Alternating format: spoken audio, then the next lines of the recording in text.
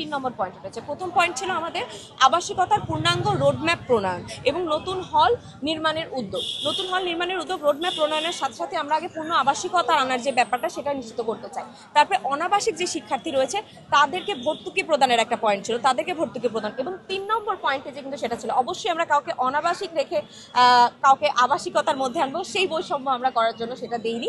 এবং সেখানে আসলে আমাদের পিছনে যে যুক্তিটা ছিল, অনেকেই হয়তো আছে যারা পড়াশোনা করতে করতেই হয়তো বিবাহিত হচ্ছেন এবং সেই ক্ষেত্রে তারা যদি একসাথে থাকেন তাদের যে স্টুডেন্ট লাইফের যে খরচটা সেটা কিন্তু অনেকাংশে লাভ হয়। দুই জায়গায় থাকলে দেখা যাচ্ছে দুই জায়গায় দুই ধরনের খরচ হয়, কিন্তু একসাথে থাকলে কিন্তু সেই খরচের মধ্যে দুজন চলতে পারে এই সময়। এবং একসাথে পড়াশোনা করার মাধ্যমে অনেকেই দেখেছে একসাথে বিসিএস ক্যাডার হয়।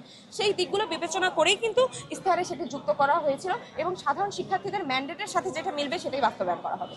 শিক্ষার্থীদের আর্লি ম্যারেজ বা এই ব্যাপারটাই উদ্বুদ্ধ করার কোনো চিন্তা ভাবনা আছে কিনা আপনাদের?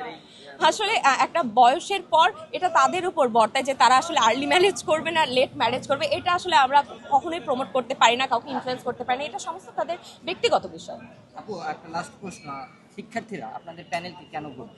আমাদের প্যানেলটা আমরা সাজিয়েছি যোগ্যতার উপর নির্ভর করে। আমরা যে সকল পদে যাকে দিয়েছি তারা সকলে তার নিজ নিজ জায়গা থেকে নিজের যোগ্যতার সাক্ষরতা রেখে গেছে এবং তারা সকলেই সৎ, মেধাবী এবং তাদের যোগ্যতার প্রমাণ রাখার খাতিরেই কিন্তু শিক্ষার্থীদের প্রতিনিধি করার জন্য আমরা সেই প্যানেল থেকে তাদের মনোনীত করেছি। এবং আমাদের রাজশাহী বিশ্ববিদ্যালয়ের শিক্ষার্থীরা ইতিবাচক সাড়া দিয়েছে, ভালোবাসা দিয়েছে, প্রশংসা করেছে এবং আমরা আশাবাদী খুব ভালো একটা ছাত্র প্রতিনিধি আমরা দিন শেষে পেতে চলেছি।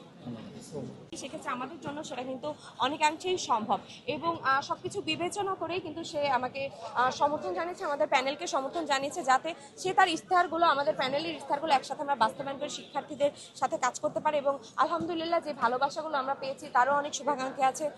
সকলেই যে আমাদের ভালোবাসাগুলো জানাবে, আমরা একসাথে যদি সেই ভালোবাসাগুলো পাই আমরা একটা ভালো ছাত্র প্রতিনিধি নিচ্ছি পাবো। আমরা চাই যে বিশ্ববিদ্যালয়ের সৌহার্দ্যপূর্ণ একটা সম্পর্ক হয়। সবার আগে আমাদের পরিচয়, আমরা সকলে রাজশাহী বিশ্ববিদ্যালয়ের শিক্ষার্থী এবং সেখানে সেই সৌহার্দ্যপূর্ণ সম্পর্ক যদি আমরা বজায় রাখতে না পারি ভবিষ্যতে আমাদের পক্ষে কাজ করাটা কঠিন হয়ে যাবে। এবং একটা ছাত্র প্রতিনিধি যেন সেই সুলভ আচরণটা রাখে, সেই কারণে যেমন নির্বাচন কমিশনের প্রতি বা আচরণ বিধির প্রতি সবকিছুর প্রতি আমি সকলকে সবসময় শ্রদ্ধার আহ্বান জানিয়ে এসেছি।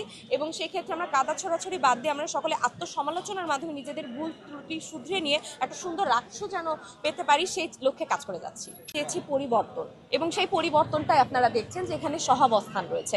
সেই সহাবস্থানের জন্যই আমরা যে ক্যাম্পাসে আমাদের মূল লক্ষ্য পড়াশোনা করা, সেগুলো যাতে ঠিকভাবে চলতে পারে সেই জন্য কিন্তু এটা অনেক জরুরি। এবং আমি মনে করি যে আসলে হারজিত তো থাকবেই, কিন্তু আমরা যারা ক্যাম্পাসের জন্য কাজ করতে চাই তাদের স্বার্থ যাদের ক্যাম্পাস, তারা ক্যাম্পাসের জন্য সবসময় কাজ করে যাবে।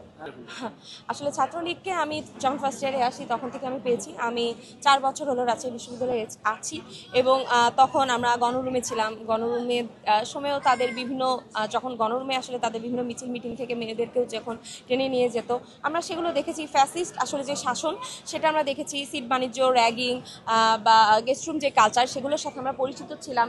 এবং সবখানে যে নিজেদের একটা বেশি প্রায়োরিটি, সকল সাধারণ শিক্ষার্থী হিসেবে তাদের নিজেদেরকে আলাদা করে ফেলার চিন্তাভাবনা, সেটাকে আমরা চাই না। আমরা চাই যে সবার আগে যে আমরা রাজশাহী বিশ্ববিদ্যালয়ের শিক্ষার্থী সেই পরিচয়টা থাক এবং এখন ক্যাম্পাসে কিন্তু আমরা সেই সহাবস্থানটা নিশ্চিত করার জন্য এগিয়ে চলেছি।